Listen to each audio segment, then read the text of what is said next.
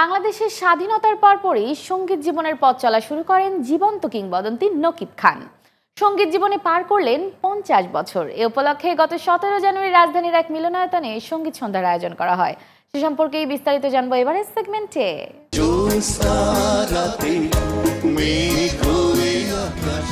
সঙ্গীত জীবনের 50 বছর পূর্ণ করেছেন জীবন্ত কিংবদন্তি শিল্পী নকিব খান। স্বাধীনতার পরপরই বালার্ক ব্যান্ডে গায়ক, পিয়ানিস্ট ও শিল্পী হিসেবে তার আত্মপ্রকাশ করেন।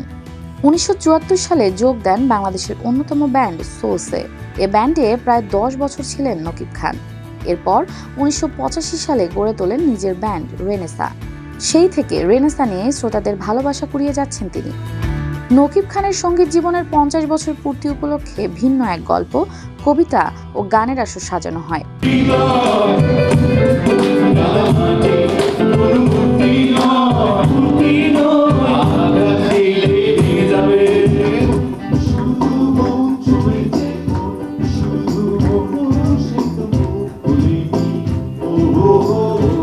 গুণী এই শিল্পীকে শুভেচ্ছা জানাতে অসংখ্য সঙ্গীতপ্রেমী মানুষের সাথে সাথে সঙ্গীতাঙ্গনের প্রবীণ নবীন শিল্পী, মিউজিশিয়ানরা ছুটে আসেন।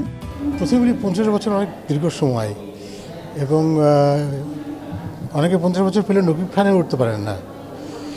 উনি একটা সফল নকিব খানে ওঠার ভীষণ ভাগ্যের ব্যাপার।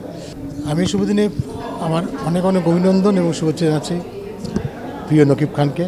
আমি অসম্ভব লাকি, আমার জীবনের প্রথম যে রিলিজ গান সেটা নকিব খান স্যারের সুর করা, আসিফ ইকবাল ভাইয়ের লেখা ছিল।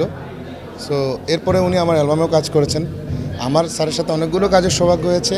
ইজ এ বিউটিফুল পারসন, এবং আমাদের তরুণ প্রজন্মে যারা আছে সবাই এক বাক্যে বলবেন যে নকিব ভাই বা নকিব স্যার এই তরুণ প্রজন্মের ছেলেদেরকে সবসময় পরামর্শ দিয়ে মিউজিক্যালি সব কিছু মিলিয়ে তিনি আমাদেরকে খুব ভালোবাসেন। সো এটা অনেক বড় বিষয় আমার জন্য। 50 বছর আমার গান মানুষ শুনছে, পছন্দ করছে, এখনও সেই গানগুলো মানুষ এক জেনারেশন টু জেনারেশন পার হয়ে গেছে, বাট এখনও সেই গানগুলো শুনছে। এটা হচ্ছে বড় প্রাপ্তির কিছু নেই। মানুষের ভালোবাসা, মানুষের শ্রদ্ধা, মানুষের ভালো লাগা, এই জিনিসগুলো আসলে ভাষায় প্রকাশ করার মতো না, এবং আমার কাছে সবচেয়ে বড় প্রাপ্তি এটা। মানে কোনো পুরস্কারের আশায় কোনো কিছু আশা আমি কাজ করিনি, বাট এত বড় পুরস্কার আমি পেয়েছি, এটা অ্যামেজিং। আসলে আল্লাহর কাছে হাজার শুকরিয়া, অনেক কৃতজ্ঞতা সবার কাছে। কল্পনা করিনি এরকম হতে পারে। আসলে এটা করার কোনো প্ল্যানই ছিল না। আমার 50 বছর পার হয়ে গেছে গত বছরই, বাট আমি করিনি। আমার ওয়াইফ খুব হঠাৎ করে বলে না এরকম কিছু করো, তখন আমি কিছু বলি না। অলরেডি সুমিশ নূর ইভেন্টের সাথে কথা হয়ে গেছে, ওরাই আসলে আমাকে প্রপোজ করেছে। আমি আসলে নিজে কিছু বলিনি, বাট ওনারা খুব ইচ্ছে করেছে। So wonderful, thanks to them. অনুষ্ঠানে নকিব খান তার জনপ্রিয় কিছু গান উপহার দেন। সেই সব গান মুগ্ধ হয়ে উপভোগ করেন উপস্থিত দর্শকেরা।